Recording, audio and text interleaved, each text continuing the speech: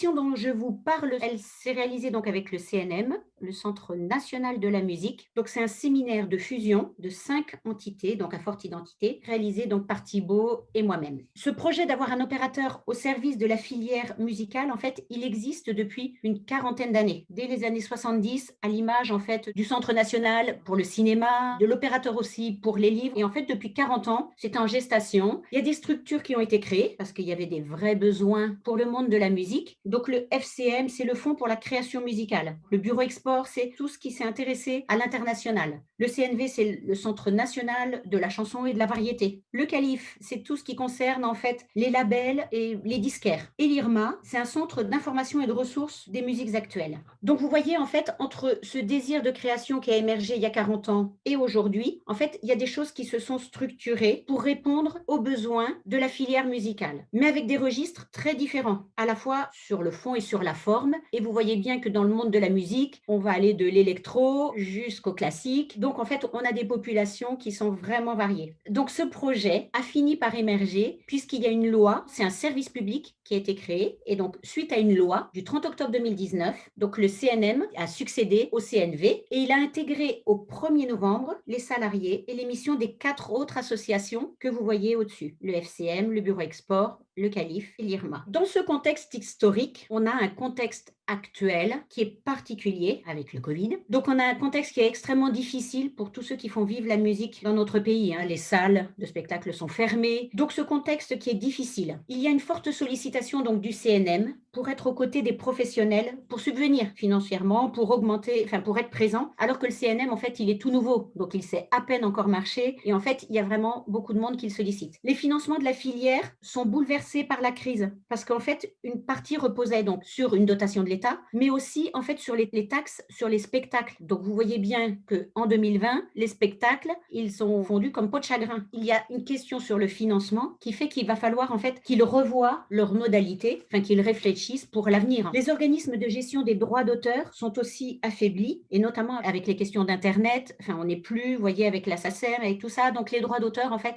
c'est compliqué aussi pour eux. Et puis, avec ça, une feuille de route du CNM extrêmement ambitieuse, puisqu'il y a 12 missions. Une mission autour de la connaissance, une mission autour de la diversité, égalité homme-femme, la création, le patrimoine musical, l'innovation, les musiques dans les territoires, les formations, l'information, l'international, le développement durable et l'éducation artistique et culturelle. Donc, le CNM, en fait, est attendu sur toutes ces missions concernant la filière musicale. Donc, dans ce contexte-là, il y a cette question de la fusion. Alors, il y avait des structures associatives qui étaient toutes petites et puis d'autres plus grosses. Donc, c'était toutes des structures associatives. Et là, en fait, c'est 100 collaborateurs qui viennent d'univers différents et pour certains très lointains. Ils devaient se retrouver donc pour un séminaire d'une journée dans les futurs locaux. Tout le monde arrive dans un nouvel établissement, hein, même le CNV. Donc on a eu une présentation d'ailleurs au cours de la journée, une présentation virtuelle des futurs locaux. Ce séminaire qui devait être en présentiel, eh bien, s'est transformé en distanciel puisque le reconfinement en a décidé autrement. Thibaut m'a appelé en se disant, bon, en distanciel, c'est extrêmement important qu'on soit à 2 au minimum et notamment quand on fait un nombre important comme ce jour-là. Donc 2 défis principaux à relever pour ce séminaire de fusion. Faire corps, faire CNM, hein, on est vraiment dans une dynamique de fusion. Il va falloir créer un socle commun en partant des bases de chacun et donc travailler sur tout ce qui nous relie et tout ce qui va nous relier. Donc au niveau du fond, il y a quelque chose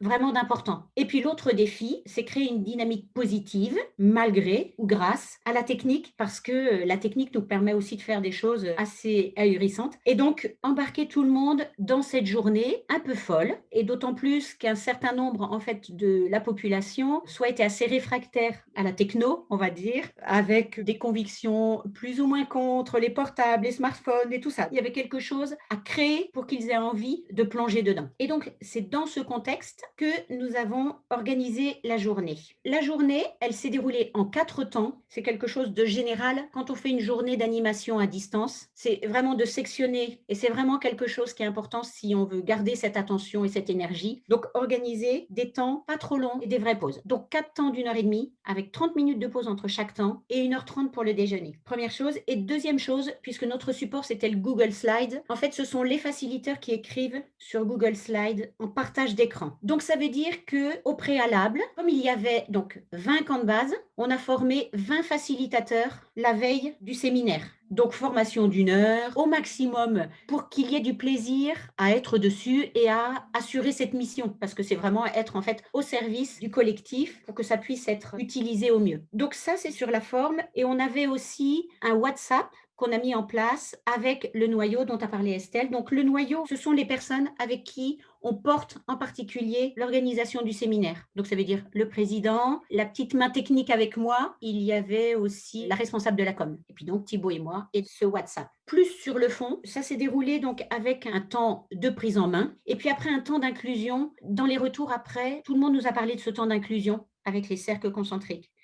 Et en fait, ça a été extrêmement dynamisant, ça a été très entraînant pour tout le monde. Donc, les cercles concentriques, pour ceux qui ne connaissent pas, en fait, vous imaginez en présentiel, il y a 2 cercles qui s'emboîtent en fait l'un dans l'autre. Vous voyez, il y a tout un cercle intérieur et autour, il y a un deuxième cercle. Et les gens se font face. Donc, le cercle intérieur regarde le cercle extérieur et le cercle extérieur regarde le cercle intérieur. Les gens sont 2 à 2 et donc on pose une question. Il y a 2 minutes, 1 ou 2 minutes, en fait, pour que chacun réponde à la question. À la deuxième question, vous voyez, on va voir un deuxième. Et en fait, le cercle se décale comme ça. Cette inclusion permet d'aller vite, c'est dynamisant, permet de rencontrer 10 personnes qu'on connaît ou qu'on ne connaît pas, peu importe. Et donc, les questions permettent aussi d'aller dans des choses qui peuvent être légères, professionnelles. Parfois, il peut y avoir des questions un peu perso, mais voyez, pas trop intrusives, hein. L'idée, c'est que ce soit des questions simples qui donnent envie d'y répondre et qui mettent de l'énergie. Ça a marché du feu de Dieu, en fait, en le faisant sur Zoom, en aléatoire. Et vraiment, c'est génial. Ça a super bien fonctionné. Ça a permis d'embarquer tout le monde, même les plus récalcitrants. Après, on a eu un temps interactif sur le présent, sur le contexte d'aujourd'hui et le présent du CNM. C'est le directeur qui a parlé. Et puis après, on a fait partir en camp de base les personnes. Donc, les camps de base, pour ceux qui ne connaissent pas, en fait, ce sont donc des groupes de 4 personnes. Et c'est important encore plus quand on est à distance, parce que si on veut avoir de bonnes conversations, il ne faut pas être 15, parce que sinon, il va y en avoir 2, 3, 4 qui vont parler, puis les autres vont se taire. On met en petits groupes et ça permet en plus d'identifier et de se rapprocher de certaines personnes avec qui on va passer plusieurs moments dans la journée. Chacun est parti en camp de base et on leur a demandé sur le Google Slide avec le facilitateur de répondre à qu'est-ce que je retiens, en fait, quels commentaires je peux faire et puis si j'ai des questions. Et puis après, tout le monde est revenu en plénière. Ça, c'était notre premier temps. Vous voyez, tout ça, ça a fait 1h30. Notre deuxième temps, on a visité les 12 missions en camp de base. On est reparti en camp de base et au regard des 5 décennies musicales. Donc, on est reparti des années 70. Donc, ça veut dire que chacun avait de la documentation qui a été envoyée pendant la pause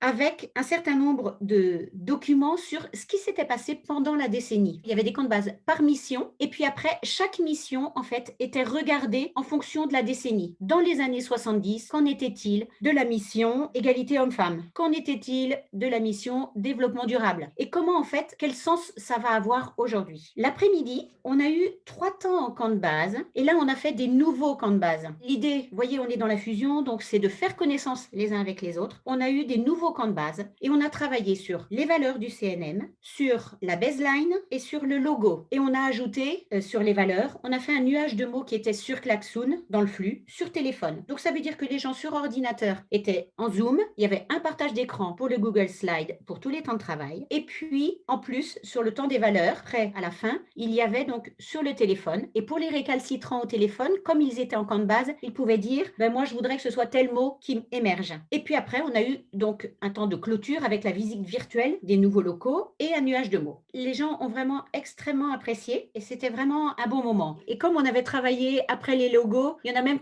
qui se sont dit ah mais tiens, ça pourrait être notre logo ça. Ils ont eu le sentiment de parler CNM alors qu'ils venaient vraiment avec beaucoup de freins. Quelques tips qui font que ça a bien fonctionné. La formation des facilitateurs sur l'outil Google Slides, vraiment c'est important. Si on peut de le faire la veille, il faut prendre du temps pour ça. À la fois pour ceux qui ont peur et que cette question technique ne soit pas un frein pour le fond ensuite, mais également pour que ce soit un peu fun en fait, parce que la distance, ça peut vraiment être quelque chose de très agréable. Donc le groupe WhatsApp pour le noyau, l'alliance technique avec une personne en interne. Une autre chose, c'est penser de A à Z le séminaire pour anticiper les questions techniques. Avoir un deuxième support pour intégrer les éléments au fur et à mesure, qui évite de déflorer le contenu du séminaire et tout perdre s'il y a une mauvaise manipulation. Donc ça, sur la forme, c'est quelque chose qui est important. Sur le fond, le Canva, en fait, avec toute la préparation en amont, le canevas était tout prêt. Notre travail a été, quand il a décidé en fait que ça se ferait en distanciel, on a rebalayé, voir ce qui était transposable et voir ce qu'il fallait transformer. Des séquences qui étaient prévues, il y avait des séances créatives, même de filmer, enfin, vous voyez, il y avait des choses qui étaient prévues comme ça. Et on s'est dit qu'il fallait le faire autrement. Et donc, on a imaginé la dynamique différemment. L'inclusion qui donne le là de la journée. Et puis donc, l'agilité tout au long du séminaire qui se fait en présentiel, mais qui doit se faire aussi en distanciel quand il y a de la fatigue aussi, quand il faut redynamiser des choses. Si ça fonctionne pas, et bien en fait, c'est réajusté au fur et à mesure.